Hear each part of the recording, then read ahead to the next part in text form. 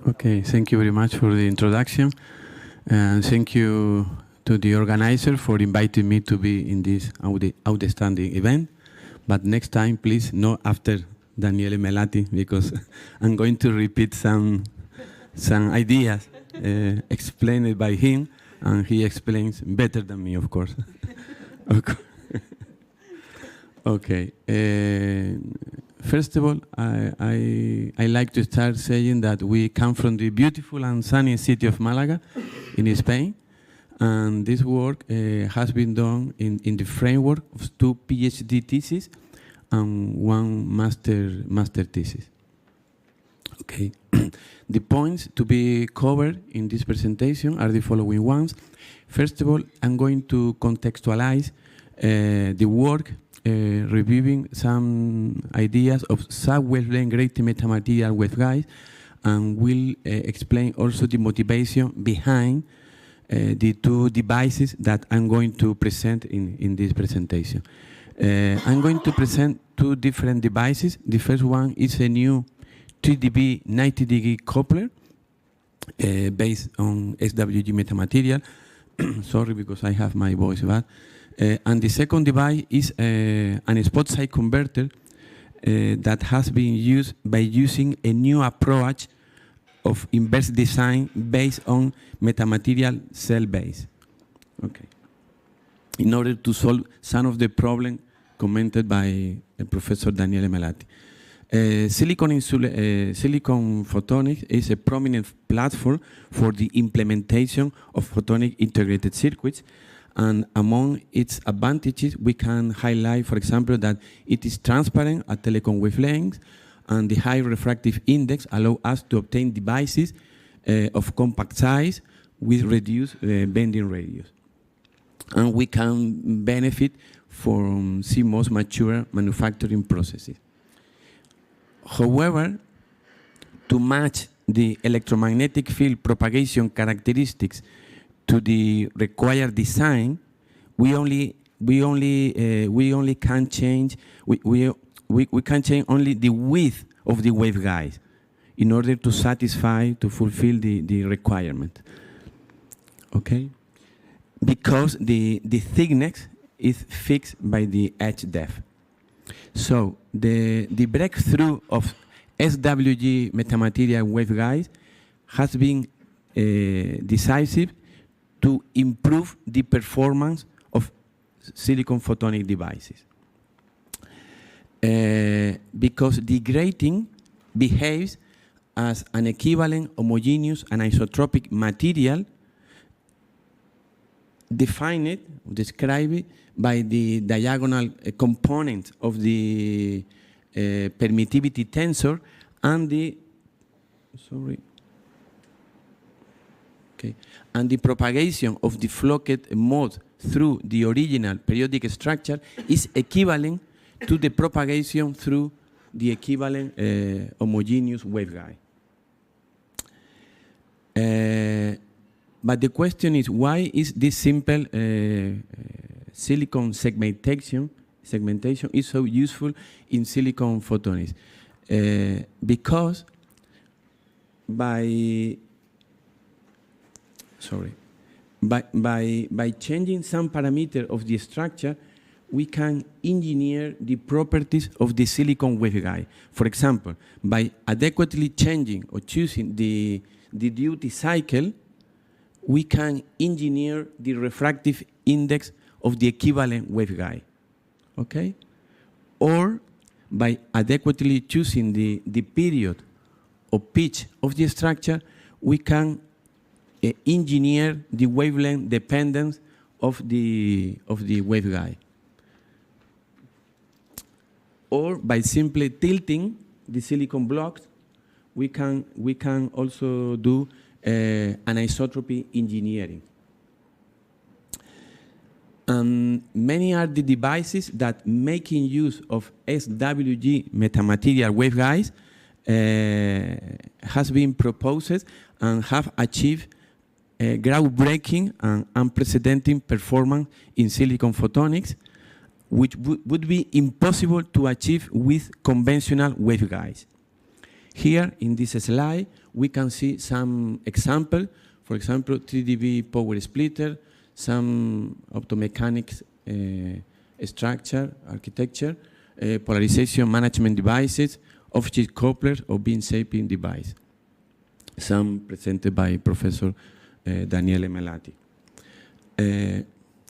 But what about, the question is, what about the next generation of silicon photonics? And what are the crucial challenges that we have to address in the direction to obtain better devices, better applications? And I would like to highlight this recent paper in which these questions are discussed. And I would like to highlight a PPA metric. They mention that this metric is going to be very important. And this metric means that we need to reduce the power, we need to improve the performance, and we need to shrink the area of the devices. And all of them will be a key focus in the next decade of silicon photonics for the large-scale integration and very large-scale integration era. Okay. Application in which these metrics, PPA metrics, are important are those applications, for example, based on programmable photonics, because we will have many cascaded passive building blocks, like, for example, mass sender interferometers with 3dB 90 degrees, or a spot size converter in order to adapt the electric field profile to the, for example, to the grating coupler. And this is precisely the goal of this talk, to propose new approach for couplers and for spot size converters, both based on SWG metamaterial waveguide. But it's important to be able to fulfill the demanding specification in terms of loss and size. Okay. The first device that I'm going to present is a 3dB 90 degree coupler. This device is based on a waveguide crossing, and in the diagonal we have a thin film, SWG metamaterial assisted, in which we can, by changing the width of the slot and the duty cycle, we can tailor the performance of the waveguide crossing. Okay. This device was theoretically proposed in the literature for a thickness of 340 nanometers, but without experimental validation. Okay.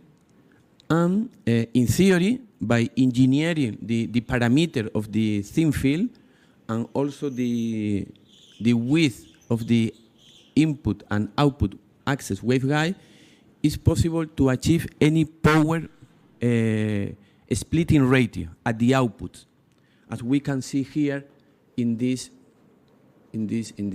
image. Here, by changing the refractive index, and the width of the thin film, it's possible to cover all the possible power splitting ratio between 100 and 0. Okay. So what have we done with this device?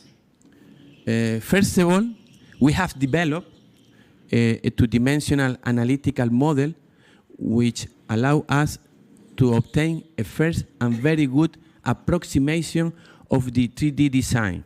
And this is very important because in doing that, we can drastically reduce the computation time when doing the 3D FDTD simulation. I'm not going to explain in detail the model, but the model is based on starting from the initial electric field distribution in this plane. We decompose the electric field distribution in plane waves in this angular spectrum. We propagate from here to here, and then in this direction and in this direction in free space, and we have we take into account the coefficient, the reflection coefficient that takes place in the thin film, but including an anisotropic model of the thin film, and the results are very good in 2D. The next point that we have done is to design. We have carried out the design and experimental validation of this 3dB 90-degree coupler for a thickness of the standard thickness of 220 nanometer. And finally, we have explored new ultra compact Mach-Zehnder interferometer topology that could be interesting for example, programmable photonics. Okay. And we start with the optimization of the waveguide crossing. After doing different simulation, we determine an optimum dimension of the input waveguide, of the width of the film, the period, and the duty cycle, and we optimize this dimension in order to achieve a 3 dB power splitting ratio. We can see here the electric field propagation only for the waveguide crossing, and we can see here the simulation result for this by using this dimension, in which we can see that the excess loss and imbalance is below 0.2 dBs in 100 nanometer. Okay, and the phase error was almost zero in all the bandwidth. We have checked that the same structure also works properly for superior modes, as we can see here for the TE1 and TE2. And here we can see the excess loss of both modes, in which we can see that the performance degrades a little bit, but it's still acceptable. Okay. Then we have designed the access taper to access to this structure. Remember that the typical width of monomode waveguide in silicon on insulator is 500 nanometer. So we have designed, by using a conventional inverse design technique, the taper from 500 nanometer to the selected width 12 micron. Notice that the length of this taper is 60 micron. It's not too bad, but in the second divide, I will demonstrate that we can reduce this length significantly. And here we can see the result of the excess loss of the taper. We can see that the excess loss is really very low, in order not to degrade the performance of the total waveguide crossing. Okay, we incorporate the taper, the access taper, to the total structure in all the input and output port, and the typical width of monomode waveguide in silicon on insulator is 500 nanometer. So we have designed, by using a conventional inverse design technique, the taper from 500 nanometer to the selected width 12 micron. Notice that the length of this taper is 60 micron. It's not too bad, but in the second divide, I will demonstrate that we can reduce this length significantly. And here we can see the result of the excess loss of the taper. We can see that the excess loss is really very low, in order not to degrade the performance of the total waveguide crossing. Okay, we incorporate the taper, the access taper to the total structure in all the input and output port, and the behavior was very similar to the previous result show. And the next step, and this point I think is very, at least for us, could be very interesting because it's new, and we try to explore new topologies by using this waveguide crossing.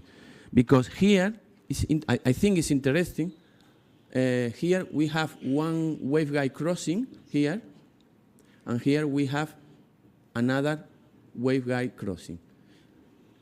Each waveguide crossing works as a 3 dB 90 degrees coupler, but the advantage of using this topology is that you can place close together the waveguide crossing without degrading the performance of the match sender. Okay, and here we put a triangle, and we use the total internal reflection here and here in order to obtain a compact match sender interferometer. Okay, with very reduced size. Okay. Here we can see the electromagnetic field propagation insist in the total match sender interferometer, and the power in the output in the different outputs is almost 0 dB and below minus 25 dB. So the extinction ratio is around 24 dB in 100 nanometer. Currently, we are working on how to introduce some tuning in the arms, because this triangle is the arms of the match sender interferometer. So now we are working in this direction, how to introduce some tuning. Okay. Of course, by using this structure, you can separate the distance that the waveguide crossing, the distance that you want, and the behavior is also very, very good. Okay. We have fabricated and experimental characterized this structure. We have we include different waveguide crossing in different match sender interferometer, different structure. Here I am only showing some result, not all of them. And by incorporating the 3 dB coupler in different match sender interferometer, it's possible to extract the scattering parameter of the per device. Here we can see some images, and here we can see the experimental result for the imbalance. These are experimental results for the imbalance, for the excess loss, and both are below 0.15 dB in 100 nanometer. And what is really important also, at least for us, is that you are able to achieve a very low phase error. Only this is experimental result. The error, the phase error is below 1 degree, around 1 degree. Okay. The second device that I'm going to present is an spot side converter. Just the same spot side converter that I have mentioned before, to go from 500 nanometer to 12 microns. Okay, but in this case, we don't want to use the forward design approach. In the forward design approach, by using the physical insight that you have of the device, you perform many parameter sweeps in order to determine the optimum dimension of the device that you are designing. Okay. Instead, we want to use an inverse design approach, but not the classical inverse design approach. In the classical inverse design approach, Daniel has explained it very well. The techniques works expanding the design space, parameterizing the geometry. So you are increasing significantly the number of variables. Okay, and you use an optimizer that repeat iteratively, but the optimizer only launches a selected number of candidates, okay, to perform electromagnetic simulation and repeat until the convergence is achieved. The problem is that the more variables you define, the more difficult to find an optimal combination of parameters, and of course, the higher the computational cost. So, for example, this is a classical example that you can find in the bibliography, designed by using the inverse design, the classical inverse design approach. And here in this power splitter, the design area is divided in pixels, and each pixel can be either silicon or air. The total number of pixels or variables are 400 pixels, and the length of the device is around 2.6 micron. What we want to do is different. In order to reduce the number of variables, what we do is we divide the design area into a smaller number of cells. Okay? Not many pixels like here, but we divide the area, the total area, in a smaller number of cells, but allowing each area not to be silicon or silicon dioxide. We allow each area to be a different anisotropic material. Okay? And in total, for example, for this spot size converter, we have divided the total area in 25 regions by using trapezoidal cells, and if we take advantage of the symmetry, we can have only 35 variables. Okay, and in this case, the device length is only 7 microns. In the previous spot size converter, we had 60 microns, so we have reduced to 7 microns as we see now. Okay. Okay, here is the schematic of the three-dimensional proposed spot size converter. We can see here the different metamaterial that we have defined. I put no number here because we are using symmetry, so this metamaterial will be identical to this metamaterial. And so the algorithms have to find what are the permittivity tensor in each metamaterial. Okay? If we add the different variables, we have 15 anisotropic cells or region. We have 18 lateral dimension, and we have 2 variables more because we have put an input taper in which we have to define the permittivity and the width in order to facilitate the transition. So in total, we have 35 variables. Okay. A key point in our algorithms is to optimize the process at the beginning in 2D, not in 3D, because in 3D requires a lot of time. So a key point is to convert the three-dimensional original structure into an equivalent two-dimensional structure by using the effective index method. Okay? And here it's important to know how to go from the two-dimensional metamaterial structure to the original three-dimensional periodic structure. And for that, you need to apply the effective index method to convert the two-dimensional structure into the equivalent three-dimensional structure. Indeed, you have to apply the process before starting the optimization, indeed, you start from the three-dimensional structure, changing the duty cycle in a range of duty cycle in which you have a feasible minimum feature size, and you determine a lookup table. Indeed, it's a lookup table between the duty cycle and the refractive index in both directions, x and z.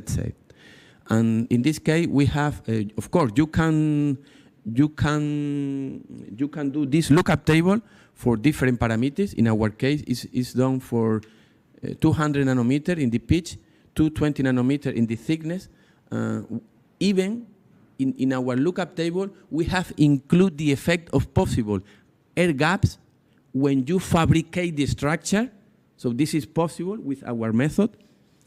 And of course, in our case, we have our metamaterial only use the possibility of changing the duty cycle, but you can use different metamaterial topologies. And now we are working in incorporating this different kind of SWG metamaterial. Sorry, okay.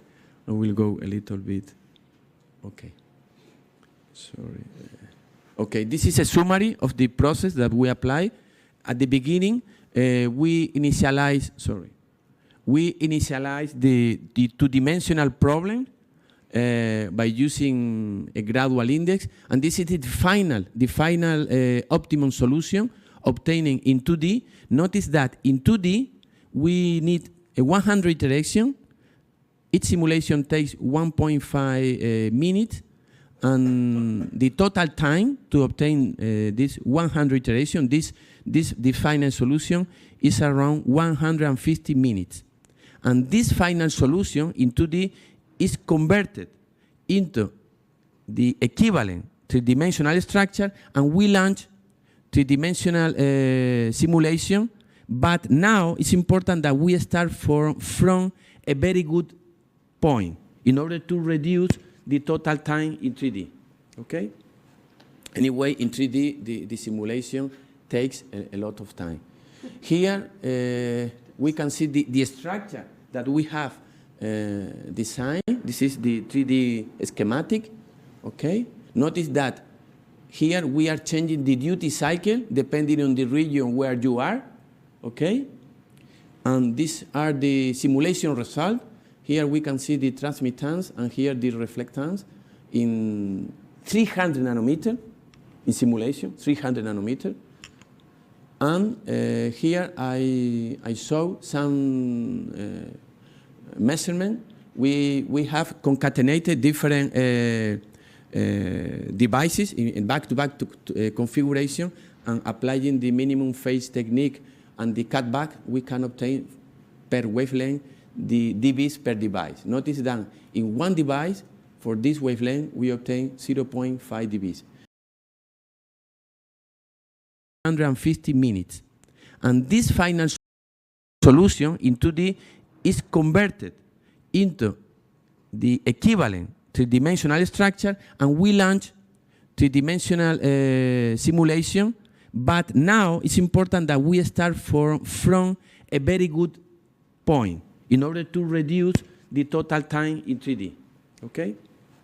Anyway, in 3D, the simulation takes a lot of time.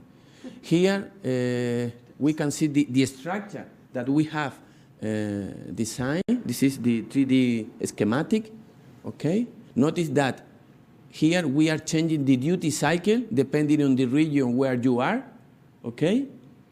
And these are the simulation results. Here we can see the transmittance and here the reflectance in 300 nanometer in simulation, 300 nanometer. And here I show some measurement. We have concatenated different